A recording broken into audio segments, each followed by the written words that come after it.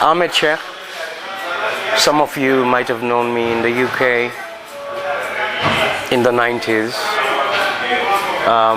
Founder member of African Dawn, involved in struggles of African people against the barbarism we live under, this North American barbarism, which makes it impossible for us to live the way we want to live, and who won't allow us to live the way they want to live.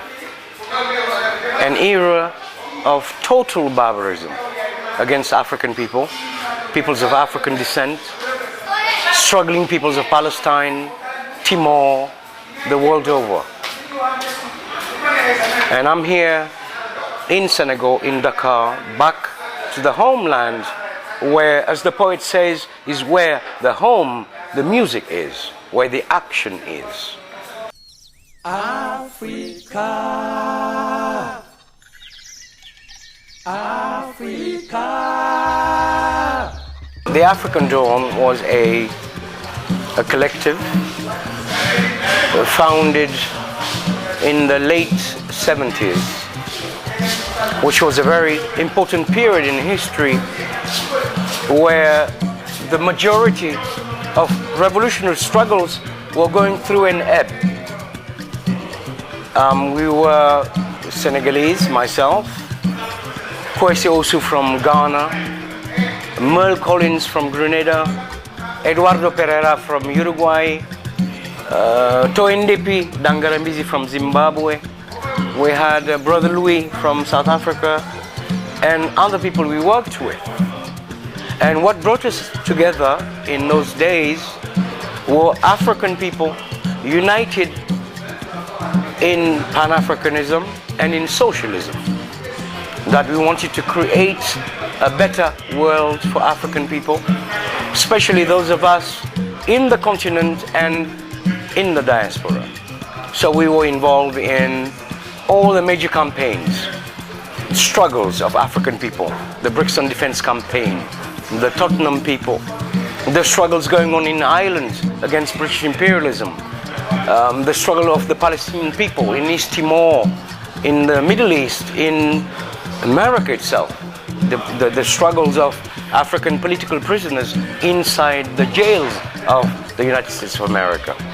So we were also involved with artists, some of whom we brought from the US, like Serious Business, some members of the Last Poets, who are the precursors of rap in the Western Hemisphere. We brought about people from the Philippines with the Communist Party of the Philippines, etc., etc. So what brought us together was this consciousness that we are the majority on the planet Earth.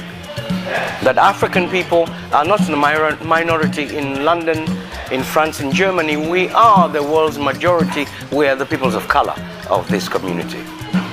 And we're united with all those peace-loving freedom fighters, whatever their color, in London, in the UK, in Ireland, in the Middle East, who are united in fighting against that barbaric system, which is imperialism.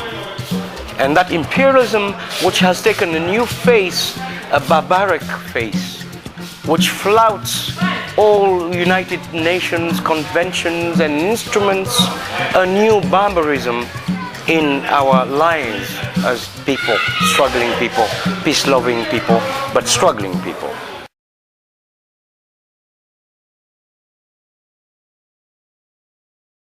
The artists are a people's barometer, the thermometer.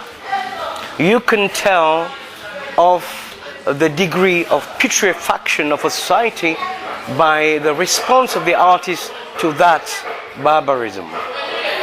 The artists, because being as they are artists, creative people, detest dictatorship, imposition, because it's an act of creation of love, of goodwill between people. So the artist has a responsibility, which is to shake things where they seem to be dormant, they seem to be inert, they seem to be dead. Is to raise things that nobody else will dare raise, because their creative ability is such that they have to speak against arbitrary, against what is wrong, against stagnation. That is the role of the artist. Be they musicians, poets, rappers. I do believe that the artists, not that we are given a superpower, some sensitivity that nobody else has, but that we are feeling people.